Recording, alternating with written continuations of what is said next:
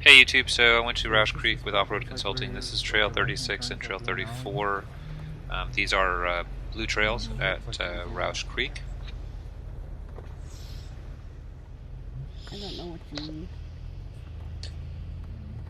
So we are entering this trail from, I believe it is the south side. This is from the blue that we are getting off, and we are turning on to this other blue. I believe that if you go straight here, you can actually bypass what we are about to do altogether. So, you know, this area, obviously the whole park's optional, but this particular area you could very easily bypass, like just straight up there, like that road there will the bypass this whole section.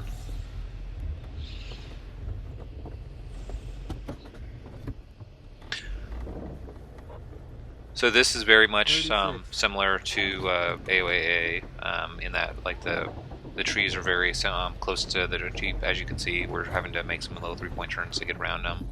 The other thing that you can see is there are quite a few rocks like on the trail now that you have to actually go over.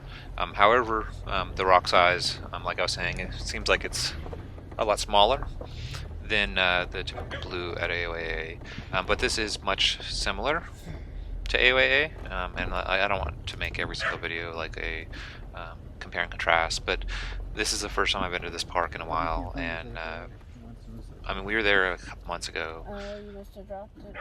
but I mean, this is the first time I've really kind of thought about like trying to look at the differences in the park.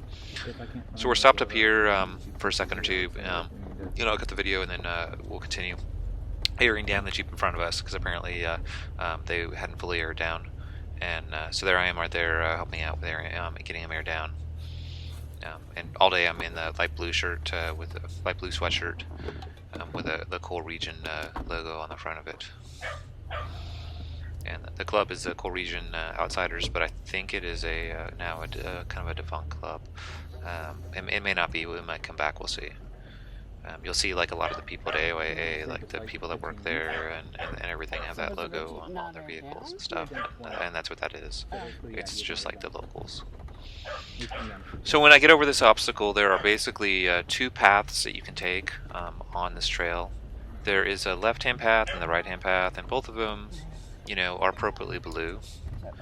The only difference is the right-hand path is a lot more aggressive than the left-hand path, and there we are, you know, doing all the spotting and everything. Does he have his dog? So when I get over this obstacle, you'll see that there'll be a Jeep going to the left, and we are going to go to the right, which is the far more aggressive route.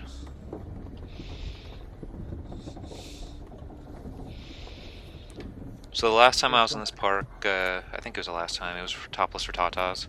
And we actually did the same exact trail, but we did it in the opposite direction. We actually went up this trail instead of down it, and we went up on this side, on the right hand side, the more aggressive side. So this here, these obstacles like really are more intuitive to matching AOAA.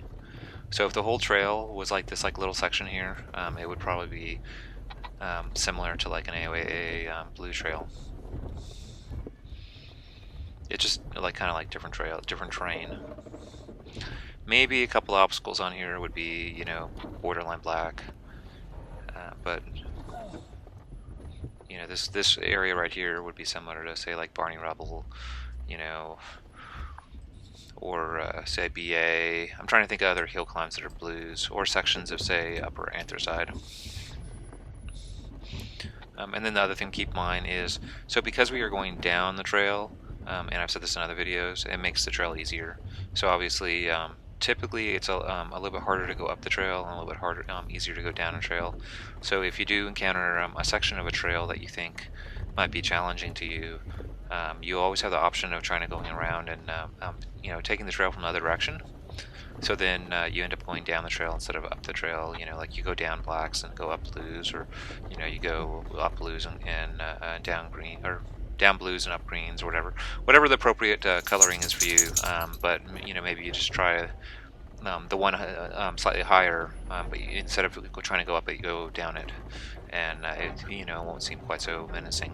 And then, you know, once you go down the trail, like we just went down it, you could always turn around and go right back up it. So that is the harder side of of this trail of I think it's 34. Maybe it's trail 30. I don't remember the numbers exactly. It's either 36 or 34. I can't see the sign right now, and I don't know the numbers at Rausch good enough to to honestly tell you like which one's 36 and which one's 34. So here are the other vehicles coming down, and the orange Jeep is coming down the easier side, which is the right-hand side, and so is the white Jeep. And then the left-hand side, you can see where there are areas that almost look like a cliff face, sort of like. And I mean, even that side is pretty aggressive. You can see coming down it. I mean, it doesn't look so bad. Going up it, obviously, is going to be a lot more challenging.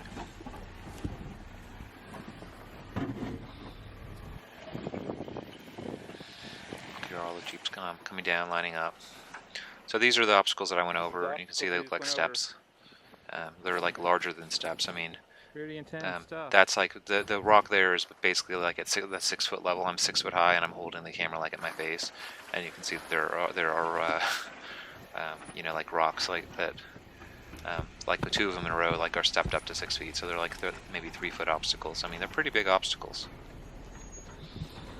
So I'd say that this side of the trail is actually pretty interesting.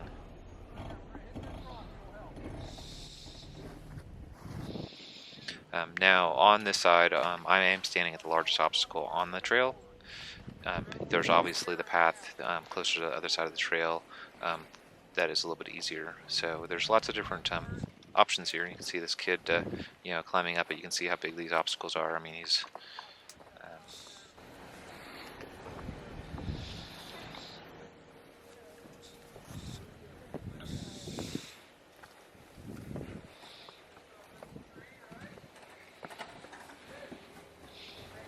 so like I said, the black on that white Jeep is like magnets. It's like this big magnet piece. It kind of covers the side, prevents it from getting scratched. I don't know if like the black pieces themselves would scratch the Jeep, like if a piece of sand or something got underneath it. That's what my concern would always be. But it and it's not riveted on. I know it looks like rivets. Those are kind of like fake rivets. They're just like little round things in the magnet on the edge to make it kind of look cool. Skid plates, it's all good. Don't worry.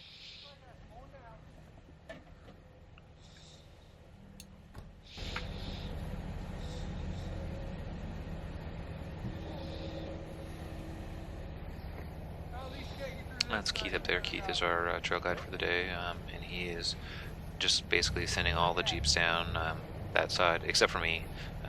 And he told me just straight up like I could go anywhere I want, like he doesn't care. But once again, I mean, I'm the only one on 40s, I think, in the group. I'm the only one with like a 4-inch lift. There's probably some other people with lockers, but you know, I have lockers. I mean, so 40-inch tires, like 4-inch lift, lockers, a winch. I mean, and we're on Blue Ride. They're pretty much like anything that we see, I could probably go over and not have to get spotted, because the Jeep is kind of geared for more difficult terrain. So if anything, I'm kind of, you know, on easier terrain than I should be. But I was out here to have fun, and I wanted to go out with some people, and so you know, I found something I could sign up for, and I had fun today, and I thought it was cool, and I'm sure that everybody else had fun, and that's what it's all about. It's not about you know, going over the biggest rock or you know, having the biggest Jeep. It's about having fun and just you know, going out and enjoying nature and hanging out and stuff. So after this trail, there's a big clearing that we go out to after this in the next video, and we have lunch, and then we head out onto the next blue after this one.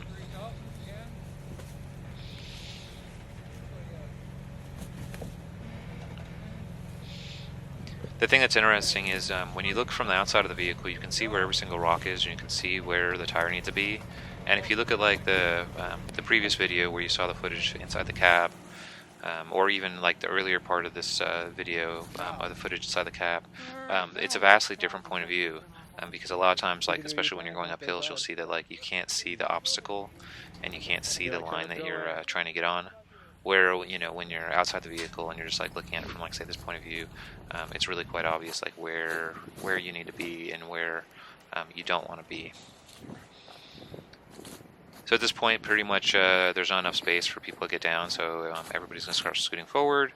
But I did think I would like leave some of this footage in so people could see each other's Jeeps and stuff in case anybody that went with us wanted to see their vehicle in there. Those are Jeep Jamboree badges on the right side, the diamond with the little squares. So obviously he's been to Jeep Jamboree 4 times, or has 4 stickers from 4 different Jeep Jamborees. But it's more likely he went to 4 different Jeep Jamborees. Okay. And there's Kimberly, and Grace our Corgily. Thanks, and please subscribe.